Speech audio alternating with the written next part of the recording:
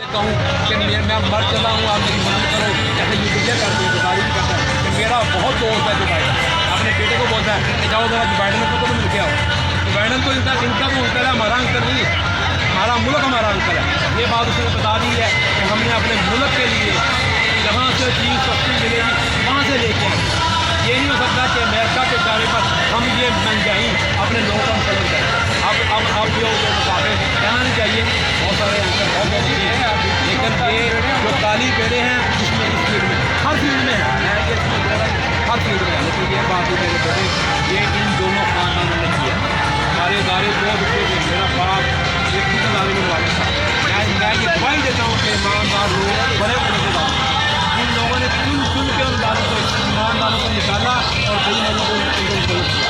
अब ये आहिस्ता आहिस्ता ये आखिरी इदारा था मेरा पोस्ट का, ये भी मैं आपको बता दूँ। आज हम लोगों ने वहाँ पर ये दुकान वहाँ भी कुछ काली पेड़े उनको छूट दी, लेकिन उसका मतलब ये नहीं हमारी हर चीज़ हमारी आती है, हम हर वक्त, लेकिन जो है वो है। उनको भी मैं कहता हूँ बात करो, अगर आप शहूलियत का लाभ लाते हैं तो हमसे ये कहते हैं कि यार यार लाओ हम इनाम का भी बड़ा बोल रहे हैं। अब पब्लिक निकल रही है, हम भी अपने आप में बड़ा मान आ कि जरा निकल के देख लो इनाम के अगे बड़ा कहते जी इनाम को इतनी नहीं है हूँ दोबारा कर लो ना। अभी कहने हैं फिर नक्सल फुसल बेईमान और तुम बेईमान के नाल ही आ जाओ, अभी फिर भी लड़न तैयार आओ तो सही पढ़ रहे। लेकिन ये ना कहो कि हूँ नहीं आना, हूँ तो बंदे ही मार मार के खुदा का वास्ता जी, खुदा का वास्ता इस मुल्क नाल जुड़ने वाले सोचो, इस आवाम के बारे सोचो, गरीब लोगों के बारे सोचो। महंगाई की हालत गैर पोश आदमी अगर ये लोग और थोड़ा बोला है क्या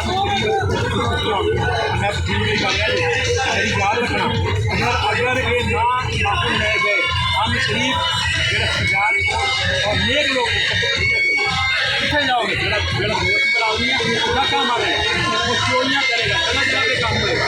ज़्यादा वास्ता समझो इस गल जान हर चीज़ इस पाकिस्तान में घरों निकले जिन्हें दिन मेरा कप्तान देगा मैं आपके नाम जिसने कहा कि बाहर जाना होगा कपड़े चला के बात किया कि बेटा कोई पता नहीं ये जरूर कमांगे पाकिस्तान में